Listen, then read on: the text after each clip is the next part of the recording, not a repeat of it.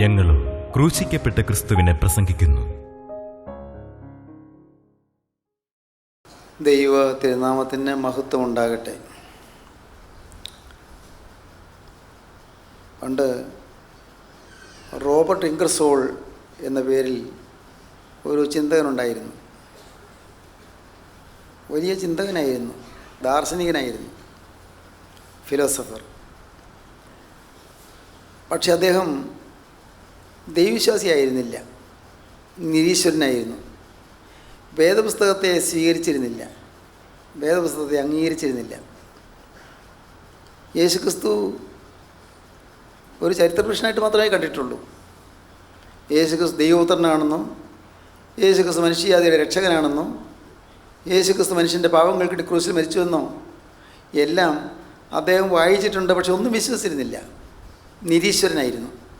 ദൈവമില്ല എന്നായിരുന്നു അദ്ദേഹത്തിൻ്റെ ധാരണ, ദൈവമില്ല എന്ന്. ഒരു ദിവസം അദ്ദേഹം ട്രെയിനിൽ യാത്ര ചെയ്യുകയായിരുന്നു. ഏതോ ഒരു സ്റ്റേഷനിലെത്തിയപ്പോൾ അവിടെ ഒരാൾ അദ്ദേഹം ഇരുന്ന കമ്പാർട്ട്മെൻറ്റിലേക്ക് കയറി. അത് നേരെ എതിരെ വന്നിരുന്നു. അദ്ദേഹം ഇരുന്ന് കുറച്ച് കഴിഞ്ഞപ്പോൾ അദ്ദേഹം ഒരു പുസ്തകം എടുത്ത് വായിക്കാൻ തുടങ്ങി. അപ്പോൾ ഇംഗർസോൾ ചോദിച്ചു, നിങ്ങൾ ആരാണ്? പറഞ്ഞു, എൻ്റെ പേര് ലിവ് വാലസ് എന്നാണ്. നിങ്ങളാരാണ്? ഞാൻ റോബർട്ട് ഇംഗർസോൾ. അപ്പോൾ ഞാൻ കേട്ടിട്ടുണ്ട്, വലിയൊരു ചിന്തകനാണ് റോബർട്ട് ഇംഗർസോൾ എന്നൊക്കെ കേട്ടിട്ടുണ്ട്. ഞാൻ നിങ്ങളെക്കുറിച്ചും കേട്ടിട്ടുണ്ട്, ലിവ് വാലസ്. നിങ്ങളുടെ സാഹിത്യകാരനാണെന്ന് എനിക്കറിയാം, നിങ്ങൾ നല്ല മനോഹരമായ പുസ്തകം എഴുതിയിട്ടുണ്ടെന്നറിയാം, ഒരു പ്രതിഭാശാലിയായ സാഹിത്യകാരനാണെന്നറിയാം, ഞാൻ കേട്ടിട്ടുണ്ട്. കാണാനിടയായല്ലോ, സന്തോഷം. അവർ ഓരോന്ന് സംസാരിച്ച് തുടങ്ങി. സംസാരിച്ച് വന്നപ്പോൾ ഇംഗർസോൾ പറഞ്ഞു, ക്രിസ്തു ഒരു അബദ്ധമാണ്, മിയർ അബ്സേഡിറ്റി, അസംബന്ധമാണ്. ക്രിസ്തു അങ്ങനെയൊന്നും ഒരാളിങ്ങനെ ദൈവപുത്രൻ എന്നൊക്കെ പറയുന്നതൊരു മിഥ്യയായ ചിന്താഗതിയാണ്, അതൊന്നും വിശ്വസിക്കേണ്ട ആവശ്യമില്ല. ലിവ് വാലസ് പറഞ്ഞു, അയ്യോ അങ്ങനെ പറയല്ലേ, ക്രിസ്തുവിനെക്കുറിച്ച് ഞാൻ പഠിച്ചിട്ടുണ്ടെന്ന് മാത്രമല്ല, എഴുതിയിട്ടുണ്ട്. എനിക്ക് യാഥാർത്ഥ്യമാണ്. ഇല്ല, നിങ്ങൾ ചിന്തിക്കാത്തതുകൊണ്ടാണ്. നിങ്ങൾ പ്രതിഭാശാലിയായ സാഹിത്യകാരനാണല്ലോ, നിങ്ങൾ ചിന്തിക്കാത്തതുകൊണ്ടാണ്. ചിന്തിച്ചിരുന്നെങ്കിൽ നിങ്ങൾ എന്നെപ്പോലെ തന്നെ ക്രിസ്തു ഒരു മിഥ്യയാണെന്ന് പറഞ്ഞേ.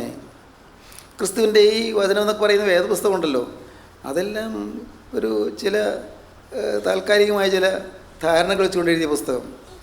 ആട്ടെ, ലിവ് വാലസ്, നിങ്ങൾ വിശ്വസിക്കുന്നുണ്ടോ നിങ്ങൾ പറയുന്ന ഈ ക്രിസ്തു ഉയർത്തെഴുന്നേറ്റെന്ന്? തീർച്ചയായും ഞാൻ വിശ്വസിക്കുന്നു, എനിക്ക് സംശയമില്ല. കഷ്ടം, ഇത്രയും നല്ലൊരു സാഹിത്യകാരനായിട്ട് നിങ്ങൾക്ക് ഇപ്പോഴും ഈ അവിശ്വാസമാണോ? എന്തൊരു മണ്ടത്തരം! ഇങ്ങനെയുള്ള അബദ്ധവിശ്വാസമൊക്കെയാണോ നിങ്ങൾ വെച്ചുകൊണ്ടിരിക്കുന്നത്? ക്രിസ്തു അങ്ങനെ ഉയർത്തെഴുന്നേറ്റിട്ടില്ല. വെറുതെ ക്രിസ്തു റോമൻ സർക്കാരിനെതിരായി വിപ്ലവം സംഘടിപ്പിച്ചു, ക്രിസ്തുവിനെ റോമൻ സർക്കാർ ക്രൂശിച്ചു, തീർന്നുപോയി. ഒരു ചരിത്രത്തിലെ വിപ്ലവ നായകൻ, അതിൽ കവിഞ്ഞൊന്നും ക്രിസ്തുവിന് പ്രത്യേകിച്ചൊരു പരിവേഷം കൊടുക്കേണ്ട ആവശ്യമില്ല.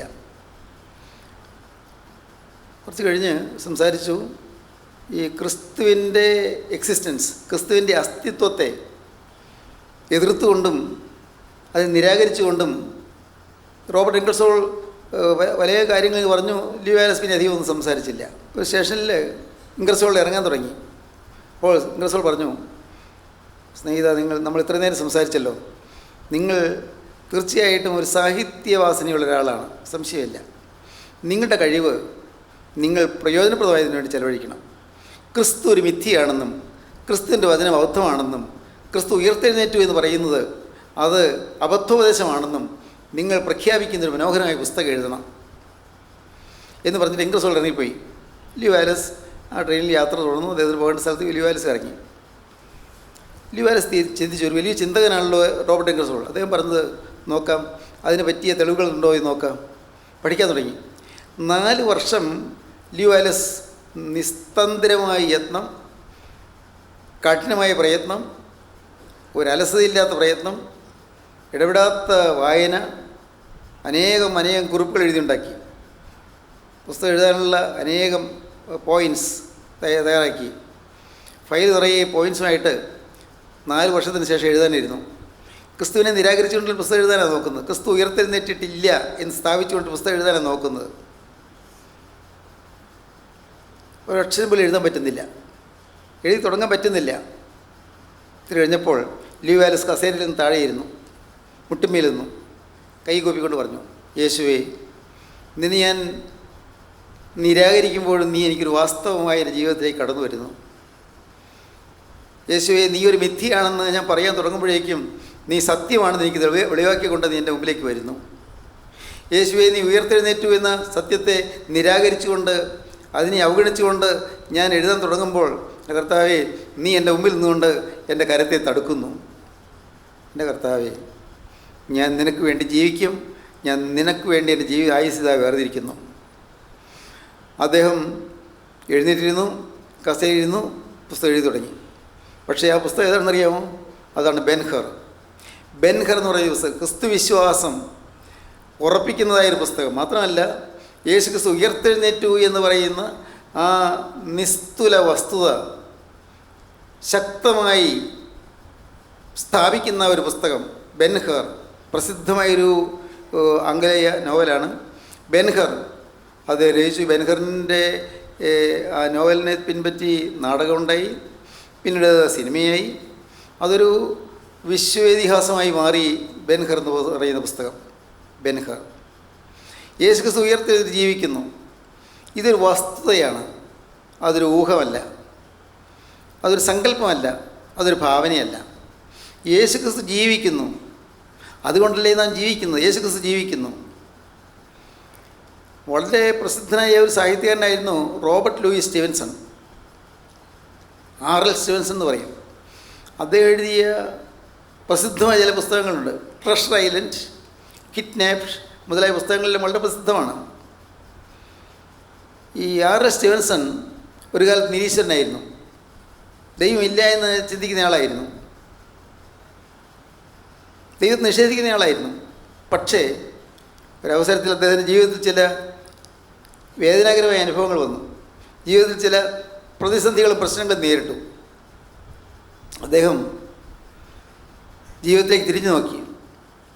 അദ്ദേഹം പ്രാർത്ഥിച്ചു, യേശുവേ, നീ ഒരു സത്യമാണെങ്കിൽ ഇപ്പോൾ എൻ്റെ ഹൃദയത്തിന് സമാധാനം തരണമേ. എനിക്ക് എന്തുകൊണ്ടൊരു സ്വസ്ഥതയില്ല. എൻ്റെ ജീവിതമാകെ കലങ്ങി മറിഞ്ഞിരിക്കുന്നു.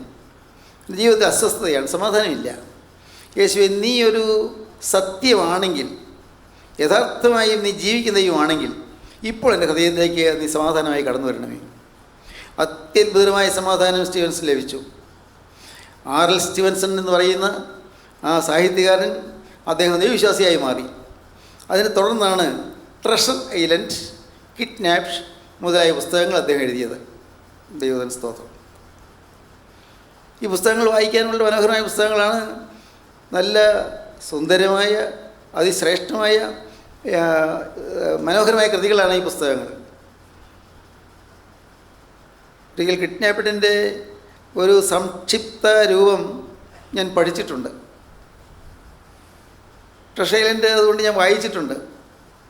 വായിക്കുമ്പോൾ ആവേശം കൊള്ളിക്കുന്നൊരു പുസ്തകമാണ് ട്രഷർ ഐലൻഡ്. സ്നേഹിതരെ, ഞാൻ പറയുന്നത് ക്രിസ്തു ജീവിക്കുന്നുള്ളതായ സത്യമാണ്. ക്രിസ്തു ജീവിക്കുന്നു, യാഥാർത്ഥ്യമാണ് ക്രിസ്തു ജീവിക്കുന്നുള്ളത്. ക്രിസ്തു ഇന്നും പ്രവർത്തിക്കുന്നു, ഇന്നും പ്രവർത്തിച്ചു കൊണ്ടിരിക്കുന്നു. 33.5 വയസ്സ് വരെയും ജീവിച്ച ക്രിസ്തു, ഒടുവിലത്തെ 3.5 കൊല്ലം പരിശുശ്രൂഷ ചെയ്ത ക്രിസ്തു, അന്ന് പരിശുശ്രൂഷ ചെയ്ത കാലങ്ങളിൽ ഏതാണ്ട് 200 നാഴികയിൽ അധികമൊന്നും കർത്താവ് സഞ്ചരിച്ചില്ല. അന്ന് ആ പ്രദേശത്ത് കർത്താവ് സഞ്ചരിച്ചിടത്തെല്ലാം കർത്താവ് പകർന്നതായ ആശ്വാസവും സമാധാനവും സ്വസ്ഥതയും ഇന്നും അനേകരുടെ ജീവിതത്തിൽ പകർന്നുകൊണ്ട് കർത്താവ് ജീവിക്കുന്ന, കർത്താവ് പ്രവർത്തിക്കുന്നു, യേശു ക്രിസ്തു പ്രവർത്തിക്കുന്നു. വലിയൊരു നിരീശ്വര ചിന്തകനായിരുന്നു വോൾട്ടയർ. അദ്ദേഹം ഫ്രാൻസിലെ അദ്ദേഹത്തിൻ്റെ ഗ്രഹത്തിൽ ഇരുന്നുകൊണ്ട് പറഞ്ഞു, യേശു ക്രിസ്തുവിൻ്റെ തത്വചിന്തകൾ പ്രചരിപ്പിക്കാൻ 12 മുക്കുവത്തൊഴിലാളികൾ വേണ്ടി വന്നു. എന്നാൽ ഞാൻ ഒരൊറ്റ ഫ്രഞ്ചുകാരൻ മതി ഈ ക്രിസ്തുവിൻ്റെ സുവിശേഷവും ഈ വേദപുസ്തകവും ഇല്ലായ്മ ചെയ്യുവാൻ. ഞാനൊരൊറ്റ ഫ്രഞ്ചുകാരൻ മതി. 12 മുക്കുവത്തൊഴിലാളികൾ കൂടി പടുത്തുയർത്തിയ ഈ ചിന്താഗതികളെല്ലാം തകർക്കാൻ ഞാൻ ഒരാൾ മതി. ഒരൊറ്റ ഫ്രഞ്ചുകാരൻ ഇതെല്ലാം തകർത്തിരിക്കും. എവിടെ ഇരുന്നുകൊണ്ട് അത് പറഞ്ഞുവോ, ആ വീട് ഇന്ന് യൂറോപ്പിലെ ബൈബിൾ സൊസൈറ്റിയുടെ ഗോഡൗണാണ്. കുന്നുകുന്നായി വേദപുസ്തകങ്ങൾ കൂട്ടി വെച്ചിരിക്കുന്നു. യൂറോപ്പിലായിടത്തേക്കും പുസ്തകം വിതരണം ചെയ്യുന്നു. ദൈവത്തിന് സ്തോത്രം. കാരണം വോൾട്ടയർ മരിച്ചു, പക്ഷേ ക്രിസ്തു മരിച്ചില്ല, ക്രിസ്തു ജീവിക്കുന്നു. സഹോദരങ്ങളെ, നാം ജീവനുള്ള ഒരു ഉടയവൻ്റെ പിന്നാലെയാണ് ഞാൻ യാത്ര ചെയ്യുന്നത്. നിങ്ങളൊരു ഫെലോഷിപ്പിന് പിന്നാലെ അല്ല പോകുന്നത്. സ്തോത്രം. നിങ്ങൾ ഏതെങ്കിലും ഒരു മനുഷ്യൻ്റെ പിന്നാലെയല്ല പോകുന്നത്. നിങ്ങൾ പോകുന്നത് പാപിക്ക് വേണ്ടി കുരിശിൽ മരിച്ച് നിത്യജീവൻ നമുക്ക് തരുന്ന കർത്താവായി യേശു ജീവനുള്ള ക്രിസ്തുവിൻ്റെ പിന്നാലെയാണ് നിങ്ങൾ പോകുന്നത്. നിങ്ങളുടെ ഓരോരുത്തരുടെയും പാവം വഹിച്ചുകൊണ്ട് ക്രൂശിൽ പിടഞ്ഞു മരിച്ച കർത്താവായി യേശു ക്രിസ്തുവിൻ്റെ പിന്നാലെയാണ് പോകുന്നത്. ക്രിസ്തു ജീവിക്കുന്നു. അപ്പോസ്തലനായ യോഹന്നാൻ പത്മോസിൽ ക്രിസ്തുവിനെ കണ്ടു, തേജോമയനായ ക്രിസ്തുവിനെ കണ്ടു, തേജസ്സിൽ ക്രിസ്തുവിനെ കണ്ടു. നമുക്ക് കാണാം ഒരു ദിവസം. എന്നാണത്? കർത്താവിൻ്റെ രണ്ടാമത്തെ വരവിൽ നമുക്കും കാണാം. കർത്താവിൻ്റെ രണ്ടാമത്തെ വരവിൽ മുഖാമുഖം കാണാം. ഇപ്പോൾ കണ്ണാടിയിൽ കടമൊഴിയായി കാണുന്നു, അപ്പോൾ മുഖാമുഖമായി കാണും. ഇന്ന് നാം വിശ്വാസത്തിൽ കാണുന്നു, അന്ന് നാം അക്ഷരീയമായി കാണും. സ്തോത്രം. നമുക്കും കാണാൻ നിങ്ങൾക്ക് ആഗ്രഹമുണ്ടോ? യേശുവിനെ കാണാൻ ആഗ്രഹമുണ്ടോ? പ്രിയപ്പെട്ടവരെ, മറ്റൊന്നും നിങ്ങൾ ചെയ്യേണ്ട. നിങ്ങൾ വിശുദ്ധരായാൽ മതി. വിശുദ്ധന്മാരെ സ്വീകരിപ്പാൻ അവിടെ എഴുന്നള്ളി വരും. പരിശുദ്ധന്മാരെ കൈക്കൊള്ളുവാൻ അവിടെ എഴുന്നള്ളി വരും. ഒന്നാമത്തെ വരവ് പാപികളെ വീണ്ടെടുക്കാനാണ്, പാപികൾക്ക് വേണ്ടി മരിക്കാനാണ്. രണ്ടാമത്തെ വരവോ വിശുദ്ധന്മാരെ സ്വീകരിക്കാനാണ്. പാപിയെ വിശുദ്ധനാക്കാൻ വേണ്ടി ഒന്നാമത്തെ വരവ്, വിശുദ്ധനെ സ്വീകരിക്കാൻ വേണ്ടി രണ്ടാമത്തെ വരവ്. സ്തോത്രം. നാം എല്ലാം പറന്നു വരും. ആ പ്രത്യാശയുണ്ടോ നിങ്ങൾക്ക്? ഇന്ന് ഞാൻ മരിച്ചാൽ എൻ്റെ യേശുവിൻ്റെ സന്നിധിയിൽ ചെല്ലുമെന്ന്, യേശു ക്രിസ്തു ഇന്ന് വന്നാൽ ഞാൻ യേശുവിൻ്റെ സന്നിധിയിലേക്ക് പറന്നു ഉയരുമെന്ന്, ഇവിടെയുള്ളതെല്ലാം വിട്ട് ഞാൻ പറന്നു പോകുമെന്ന്? ദൈവത്തിന് സ്തോത്രം. നമുക്ക് പാടാം. മൃതരെ ജീവിപ്പാനെഴുന്നള്ളും രാജാ, മുകിലഴകിന്മേലാഘോഷിതരായിടുന്നു. ദേവാന്മാർ തൻ മുൻകൊമ്പിൽ നാദം കേട്ടി തങ്കിയണിഞ്ഞെതിരേൽപ്പാനായി പോയിടുന്നു. മരിച്ചവരെ ഉയർത്തെഴുന്നേൽപ്പിക്കാൻ വേണ്ടി യേശുക്രിസ്തു വീണ്ടും വരും.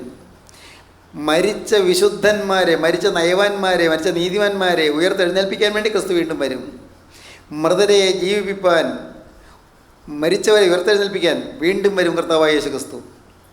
യേശുക്രിസ്തു മൃതരെ ജീവിപ്പിപ്പാൻ എഴുന്നള്ളുന്ന രാജാവാണ്. അവിടുന്ന് എഴുന്നള്ളി വരുന്നത് ആകാശമേഘങ്ങളുടെ ശോഭയിന്മേലാണ്, അഴകിന്മേലാണ്. മേഘം, മുകിലിൻ്റെ അഴകിന്മേലാണ് കർത്താവ് വീണ്ടും വരുന്നത്. ആകാശമേഘങ്ങളുടെ ശോഭയിന്മേൽ എഴുന്നള്ളി വരും. അന്ന് നീതിമാന്മാർ മാത്രമേ ഉയർത്തെഴുന്നേൽക്കുകയുള്ളൂ. അല്ലാത്തവരെല്ലാം അവിടെ തന്നെ കിടക്കും. അല്ലാത്തവരെല്ലാം, നീതിമാനായിട്ടില്ലാത്തവനെല്ലാം, മാനസാന്തരപ്പെടാത്തവനെല്ലാം, ക്രിസ്തുവിനെ കൈക്കൊള്ളാത്തവനെല്ലാം അവിടെ ആ മണ്ണിൽ, പൂഴ്മണ്ണിൽ കിടക്കും. എന്നാൽ മൃതന്മാരിൽ നീതിമാന്മാരായവർ മാത്രം ഉയർത്തെഴുന്നേൽക്കും. നയവാന്മാർ തൻ മുൻ കൊമ്പിൻനാദം കേട്ടിട്ട്, തൻ്റെ വരവിൻ്റെ മുൻപുള്ള കാഹളനാദം കേട്ടിട്ട് അങ്കിയണിഞ്ഞ് കർത്താവ് തരുന്ന വിശേഷ വസ്ത്രം, കല്യാണ വസ്ത്രം ധരിച്ച്, മഹിമാവിൻ നീരാളം ധരിച്ച് അങ്കിയണിഞ്ഞ് എതിരേൽപ്പനായി പോകും. സ്തോത്രം. ഇതാണ് പിതാക്കന്മാർ ഇതെല്ലാം വ്യക്തമായിട്ട് പറഞ്ഞിരുന്നു.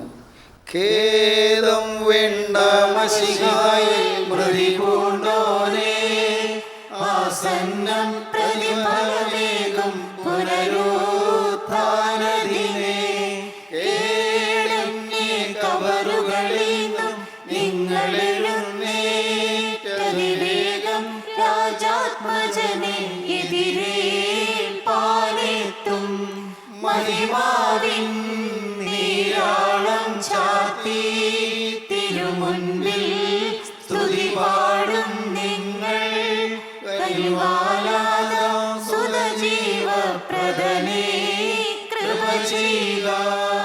മരിച്ചവരോട് ആശ്വാസകരമായ ദൂത് പറയുകയാണ്. ഖേദം വേണ്ട, ദുഃഖിക്കേണ്ട. കാരണം നിങ്ങൾ മരിച്ചത് ക്രിസ്തുവിലാണ്. നിങ്ങൾ മരിച്ചത്, നിങ്ങൾ ഈ ഭൂമിയിൽ നിന്ന് വാങ്ങിപ്പോയത് ക്രിസ്തുവിലാണ്. നിങ്ങൾ ഒരു ദിവസം ഉയർത്തെഴുന്നേൽക്കും. നമ്മുടെ നാഥൻ ഉയർത്തെഴുന്നേറ്റ് പോലെ നിങ്ങൾ ഉയർത്തെഴുന്നേൽക്കും. മരിച്ചവരിൽ ആദ്യാതനായ ക്രിസ്തു ഉയർത്തെഴുന്നേറ്റതുപോലെ നിങ്ങളും ഉയർത്തെഴുന്നേറ്റ് വരും. ഖേദം വേണ്ട, മിശിഹായിൽ മതി കൊണ്ടുവരെ. നിങ്ങൾ മരിച്ചു എന്നുള്ളത് നിങ്ങൾ ഒട്ടും ദുഃഖിക്കേണ്ട. കാരണം നിങ്ങൾ മിശിഹായിലാണ് മരിച്ചത്. കർത്താവിൽ ശരണത്തോടെയാണ് മരിച്ചത്. ശരണത്താലേ നിൻ കൃപയിൽ മരണമടഞ്ഞവരാണ് നിങ്ങൾ. അതുകൊണ്ട് നിങ്ങൾ ഭയപ്പെടേണ്ട, നിങ്ങൾ ഭാരപ്പെടേണ്ട. നിങ്ങൾ ക്രിസ്തുവിൽ നിദ്രകൊണ്ടവരാണ്. ഖേദം വേണ്ട, മിശിഹായിൽ മൃതി പൂണ്ടവരെ. കാരണം ആസന്നം പ്രതിഫലം നിങ്ങൾക്ക് അത്യന്തം അടുത്ത് വന്നിരിക്കുന്നു. ആസന്നമായി അടുത്ത് കിട്ടാൻ പോവുകയാണ്. ആസന്നം പ്രതിഫലം പുനരുത്ഥാനത്തിന് കർത്താവായ യേശു ക്രിസ്തു വരുമ്പോൾ വീണ്ടും ഉയർത്തെഴുന്നേൽക്കുന്ന ദിവസം. പുനരുത്ഥാനം, ആസന്നം പ്രതിഫലം. ആ പുനരുത്ഥാന ദിവസത്തിൽ, ഉയർത്തെഴുന്നേൽക്കുന്ന ദിവസത്തിൽ നിങ്ങൾക്ക് പ്രതിഫലം ലഭിക്കുന്നുള്ള ഉറപ്പാണ്. നിങ്ങൾ നീരാളം പൊതിച്ചുകൊണ്ട്, പട്ടുവസ്ത്രം പൊതിച്ചുകൊണ്ട്, നീതിൻ വസ്ത്രം പൊതിച്ചുകൊണ്ട്, കല്യാണ വസ്ത്രം ധരിച്ചുകൊണ്ട്, ഉത്സവ വസ്ത്രം ധരിച്ചുകൊണ്ട്, വിശേഷ വസ്ത്രം ധരിച്ചുകൊണ്ട് നിങ്ങൾ എഴുന്നേറ്റ് വരും. നീതിമാന്മാർ ഉയർത്തെഴുന്നേറ്റ് വരും. നിങ്ങളതുകൊണ്ട് നിങ്ങൾ ദുഃഖിക്കേണ്ട. ഈ മരിച്ചുപോയല്ലോ എന്നോർത്ത് നിങ്ങൾ ദുഃഖിക്കേണ്ട. ഒരു കേടും കൂടാതെ നിങ്ങൾ കബറുകളിൽ നിന്ന് ഉയർത്തെഴുന്നേറ്റ് വരുന്ന ദിവസം അതാ വരാൻ പോകുന്നു. കേടന്യെ കബറുകളിൽ നിന്ന് നിങ്ങൾ എഴുന്നേറ്റ് വരും. നിങ്ങൾ കർത്താവായ യേശുവിന്റെ സന്നിധിയിലേക്ക് നിങ്ങൾ പറന്നുയരും. മഹിമാവിൻ്റെ നീരാളം, തേജസ്സിൻ്റെ വസ്ത്രം നിങ്ങൾ ധരിക്കും. മഹിമാവിൻ നീരാളം ചാർത്തി തിരുമുമ്പിൽ സ്തുതി പാടിക്കൊണ്ട് നിങ്ങൾ നിൽക്കും. യേശുവിനെ സ്തുതിച്ചുകൊണ്ട് വിശുദ്ധന്മാരുടെ നിരയിൽ നിങ്ങൾ നിൽക്കും. കർത്താവേ, ആദാം മക്കൾക്ക് ജീവൻ പ്രദാനം ചെയ്തവനായ, ആദാമിൻ്റെ സന്തതികളായി ഞങ്ങൾക്ക് ജീവൻ തന്നവനായ മിശിഹാപുരാനെ നിനക്ക് സ്തുതി. ഖേദം വേണ്ട മശിഹായിൽ മൃതി പൂണ്ടോനേ, ആസന്നം പ്രതിഫലമേകും പുനരുത്ഥാനദിനേ. കേടന്യെ കബറുകളിൽ നിന്നും നിങ്ങളെഴുന്നേറ്റതിവേഗം രാജാത്മജനെ എതിരേൽപ്പാനെത്തും. മഹിമാവിൻ നീരാളം ചാർത്തി തിരുമുൻപിൽ സ്തുതി പാടും നിങ്ങൾ.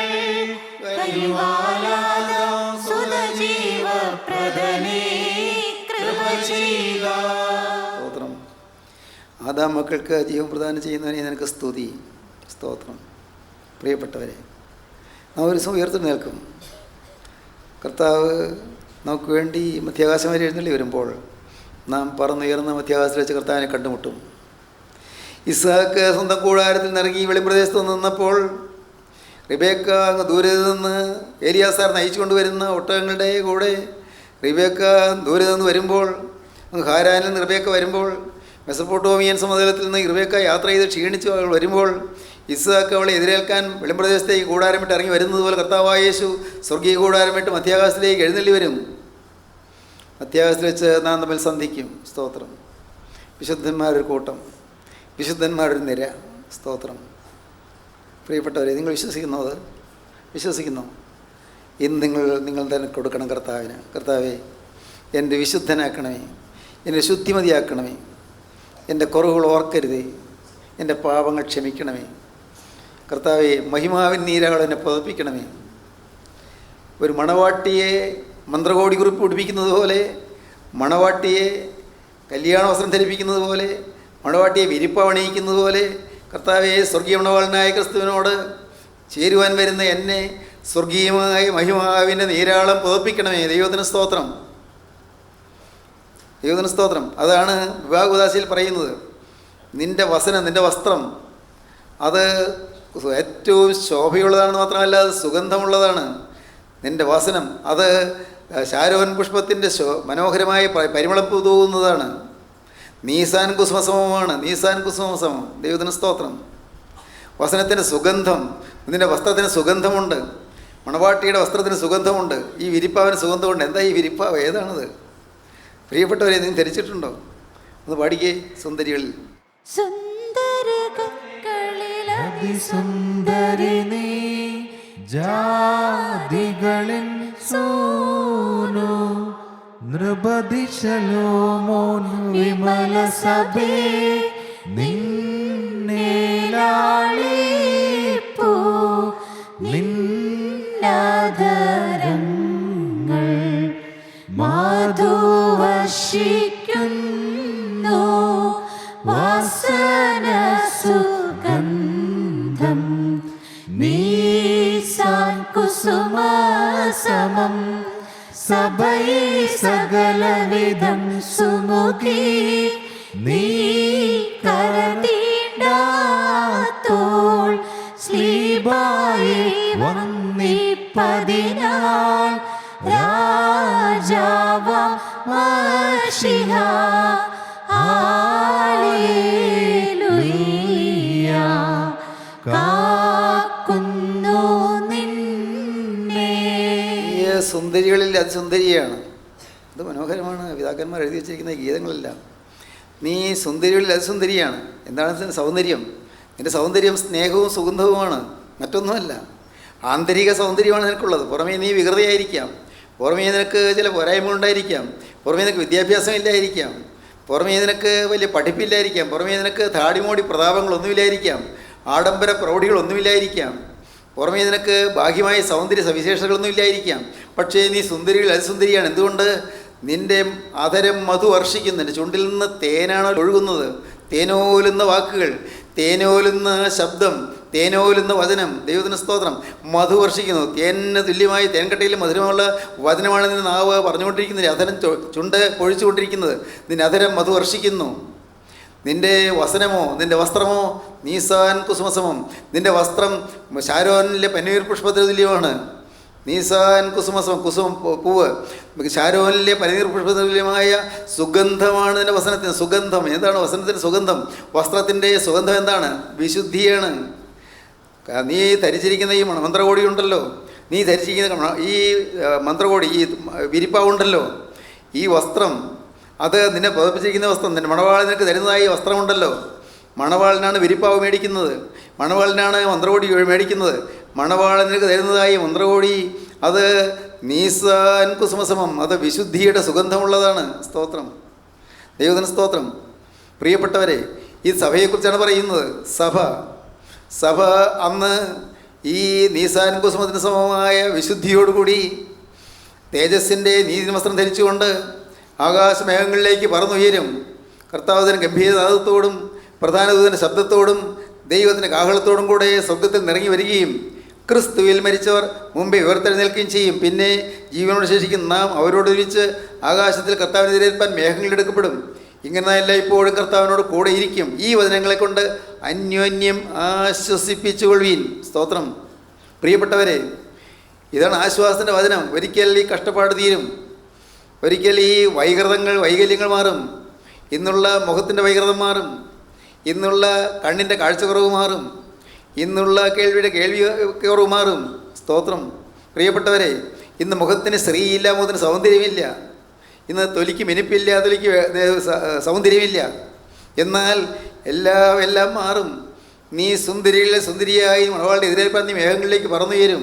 സ്തോത്രം, ദൈവത്തിന് സ്തോത്രം. വിശ്വസിക്കുന്ന നിങ്ങൾ ഒരു ദിവസം അങ്ങനെ ഒരു ദിവസം വരുന്നുണ്ട്. അന്ന് നിങ്ങൾ കല്ലറകൾ പിന്നെ ഉറങ്ങിക്കിടക്കുകയായിരിക്കുമോ? നിങ്ങൾ ഉയർത്തെഴുന്നേൽക്കുകയായിരിക്കുമോ? കല്ലറകൾ ഉറങ്ങിക്കിടക്കുന്ന നീതികെട്ടവരുടെ കൂടെ നാം ആയി പോകരുത്. ഉയർത്തെഴുന്നേൽക്കാൻ സാധിക്കാതിരിക്കുന്ന മാനസാന്തരം ഇല്ലാത്തവരെ പോലെ നാം ആകരുത്. മാനസാന്തരപ്പെട്ടവർ, ജീവിതം കർത്താവിന് സമർപ്പിച്ചവർ, ക്രിസ്തുവിൻ്റെ രക്തത്താൽ കഴുകപ്പെട്ടവർ, പരിശുദ്ധാത്മാനാൽ രൂപാന്തരപ്പെട്ടവർ, അങ്ങനെയുള്ളവർ മാത്രം പറഞ്ഞു വരുന്ന വിശുദ്ധന്മാരുടെ നിരയിലേക്ക് നാം പറഞ്ഞ് എത്തേണ്ടതാണ്. ആ കൂട്ടത്തിലേക്ക് നാം പറഞ്ഞ് ചെല്ലേണ്ടതാണ്. അങ്ങനെ കർത്താവായ യേശുവിൻ്റെ പാദം ഒത്തേണ്ടതാണ്. അതിനുവേണ്ടിയാണ് നമ്മൾ വിളിച്ചിരിക്കുന്നത്. വലിയൊരു ഉന്നതമായ വിളിയാണ് നമുക്ക് കിട്ടിയിരിക്കുന്നത്. ഇന്ന് ഈ ശരീരത്തിൽ രോഗമുണ്ട്, ഇന്ന് ചില ബലഹീനതകളുണ്ട്, സംസാരിക്കുമ്പോൾ വിക്കുണ്ട്, അല്ലെങ്കിൽ സംസാരിക്കുമ്പോൾ കൊഞ്ഞപ്പുണ്ട്, ഇന്ന് വാക്കുകൾ തിരിയുന്നില്ല, ഇന്ന് കണ്ണ് കാഴ്ച മങ്ങുന്നു, ഇന്ന് തലമുടി വെളുത്തിരിക്കുന്നു, നരച്ചു പോയിരിക്കുന്നു. പ്രിയപ്പെട്ടവരെ, ഇന്ന് കൈകൾക്ക് ബലമില്ല, കാലുകൾക്ക് ബലമില്ല, ഇന്ന് സന്ധികളിൽ വേദനയാണ്, സന്ധികൾ നീരാണ്.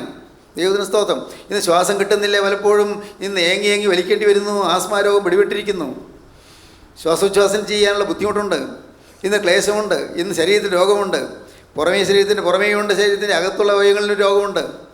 പ്രിയപ്പെട്ടവരെ, എന്നാൽ രോഗഗ്രസ്തമായ ശരീരം മാറും, തേജോമയമായ ശരീരം നാം പ്രാപിക്കും, ഒരു പുതിയ ശരീരം നാം പ്രാപിക്കും. നാം പറഞ്ഞു ചെല്ലുമ്പോൾ രാജാധിരാജൻ്റെ പാദം മൊത്തും. സ്തോത്രം. യേശു ക്രിസ്തു ഉയർത്തെഴുന്നേറ്റ് ജീവിക്കുന്ന ക്രിസ്തു നിങ്ങൾ സ്വീകരിക്കുമോ? അവൻ്റെ രക്തത്തിൻ്റെ ആ തേജസ്സിലേക്ക് നിങ്ങൾ വരുമോ? തിരക്തത്തിൻ്റെ തേജസ്സിലേക്ക് നിങ്ങൾ അടുത്ത് വരുമോ? കർത്താവേ, എന്നെയും കഴുകണമേ നിങ്ങൾ പറയുമോ? യേശുവേ, തിരക്തത്താൽ എന്നെ കഴുകി വിശുദ്ധീകരിക്കണമേ നിങ്ങൾ പറയുമോ? എനിക്ക് കർത്താവേ, എനിക്ക് ഒറ്റേ ഒരു ആശയമുള്ളൂ, എനിക്ക് ഇതിൻ്റെ വിശുദ്ധനാകണം. യേശുവേ, എനിക്ക് ഒരേ ഒരു ആശ മാത്രമേ ഉള്ളൂ, എനിക്ക് നിൻ്റെ വിശുദ്ധനാകണം. ഒരു ആഗ്രഹം മാത്രമേ ഉള്ളൂ, എനിക്ക് നിൻ്റെ വരവിൽ പറന്നുയരണം. എല്ലാം ഞാൻ മാറ്റുന്നു, എല്ലാ ചിന്താഗതികളിലേക്ക് മാറ്റുന്നു. ഭൗതികമായ ആശയങ്ങളും ആഗ്രഹങ്ങളും എല്ലാം ഞാൻ മാറ്റിവെക്കുന്നു. ഒന്നാമത്തെ ആഗ്രഹം, എൻ്റെ യേശുവേ നിൻ്റെ വിശുദ്ധനാകണം, നിൻ്റെ ശുദ്ധിമതിയായി തീരണം. കർത്താവേ, അത് മാത്രം മതി, മാത്രം മതി. മായയായി ലോകത്ത്, എല്ലാവരും പിരിഞ്ഞു പോകുന്ന ലോകത്ത് മാറ്റമില്ലാത്തനായ യേശുവിനെ മുറുകെ പിടിച്ചുകൊണ്ട് എനിക്കൊരു ഓട്ടം ഓടി തയ്ക്കണം. കർത്താവേ, എനിക്ക് തന്നെ സ്തുതിച്ച് എൻ്റെ ഹൃദയത്തിൻ്റെ ആരാധന തയ്ക്കണം. ദൈവമേ യേശുവേ, നിൻ്റെ വേല ചെയ്ത് എനിക്കിതിൻ്റെ നിൻ്റെ തിരികെ നിറവേറ്റണം. അതിനായി ഇതാ എന്നെ ഞാൻ സമർപ്പിക്കുന്നു. നിങ്ങൾക്ക് സമർപ്പിക്കാൻ തോന്നുന്നുണ്ടോ? ജീവിതം കർത്താവിൻ്റെ കരങ്ങളിൽ കൊടുക്കാൻ തോന്നുന്നുണ്ടോ? നല്ലവനായ യേശുവിൻ്റെ നേരെ കരം നീട്ടി നിൽക്കുകയാണ്. ആണിപ്പാടുള്ള കരങ്ങളിലേക്ക് നിങ്ങൾ നിസ്സാര ജീവിതം നിങ്ങൾ ഏൽപ്പിച്ചു കൊടുക്കുമോ? ഈ ക്ലേശമുള്ള ജീവിതം, ഈ ഭാരമുള്ള ജീവിതം, ദുഃഖാകുലമായ ജീവിതം, അവരാതി നിറഞ്ഞ ജീവിതം, സങ്കടം നിറഞ്ഞ ജീവിതം, ദുരിതം നിറഞ്ഞ ജീവിതം, ആപത്തും കഷ്ടതയുമുള്ള ജീവിതം യേശുവിൻ്റെ കരങ്ങളിലേക്ക് കൊടുക്കുമോ? ഇവിടെ കുത്തിത്തിരിപ്പും ഒറ്റപ്പെടുത്തലുള്ള ജീവിതം യേശുവിൻ്റെ കരങ്ങളിലേക്ക് കൊടുക്കുമോ? ഇവിടെ തെറ്റിദ്ധാരണയും അപവാദങ്ങളുള്ള ജീവിതം യേശുവിൻ്റെ കരങ്ങളിലേക്ക് കൊടുക്കുമോ? ഇവിടെ മനുഷ്യരുടെ വഴി കേട്ടും ദുഷി കേട്ടും വിഷമിക്കുന്ന ജീവിതം യേശുവിൻ്റെ കരങ്ങളിലേക്ക് കൊടുക്കുമോ? യേശു നിങ്ങൾ സ്വീകരിക്കുക വന്നിരിക്കുന്നു, ആണിപ്പോഴുള്ള കരങ്ങളിലേക്ക് നിങ്ങൾ കൊടുക്കൂ. യേശുവിൻ്റെ വാക്ക് പറയൂ, എൻ്റെ യേശുവേ നീ എനിക്ക് വേണ്ടി ക്രൂസിൽ മരിച്ചതിനാൽ ഇന്നു മുതൽ ഞാൻ നിനക്കായി ജീവിക്കും എന്നൊക്കെ പറയാം. യേശുവേ നീ എനിക്ക് വേണ്ടി ക്രൂസിൽ മരിച്ചതിനാൽ ഇന്നു മുതൽ ഞാൻ നിനക്കായി ജീവിക്കും. എൻ്റെ യേശുവേ നീ എനിക്ക് വേണ്ടി ക്രൂസിൽ മരിച്ചതിനാൽ ഇന്നു മുതൽ ഞാൻ നിനക്കായി ജീവിക്കും. നമുക്ക് പ്രാർത്ഥിക്കാം. കാരുണ്യവാനേ, മഹാപരിശുദ്ധനായ ഞങ്ങൾ സ്വർഗീയ പിതാവേ, ഈ മനോഹരമായ സമയത്തിനായി ഞങ്ങൾ സ്തുതിക്കുന്ന ഞങ്ങൾ നിന്നെ സ്തോത്രം ചെയ്യുന്നു. വചനം കേട്ട ഈ മക്കളെ എല്ലാവരെയും അവിടെ നിന്ന് അനുഗ്രഹിക്കണമേ. എല്ലാ സ്ഥലങ്ങളിലും നീ വചനം കേട്ടവരെല്ലാവരെയും തൃക്കരവച്ച് ആശീർവദിക്കണമേ. എല്ലാവരെയും നന്മകളാൽ നിറയ്ക്കണമേ. യേശു ക്രിസ്തുവിൻ്റെ രണ്ടാമത്തെ വരയിൽ പറഞ്ഞു വീരോ ഞങ്ങൾ എല്ലാവരെയും യോഗ്യരാക്കി തീർക്കണമേ. യേശു ക്രിസ്തുവിൻ്റെ ജയകരമായ നാമത്തിൽ പ്രാർത്ഥിക്കുന്ന കുറയോടെ കേൾക്കണമേ. ആമീൻ.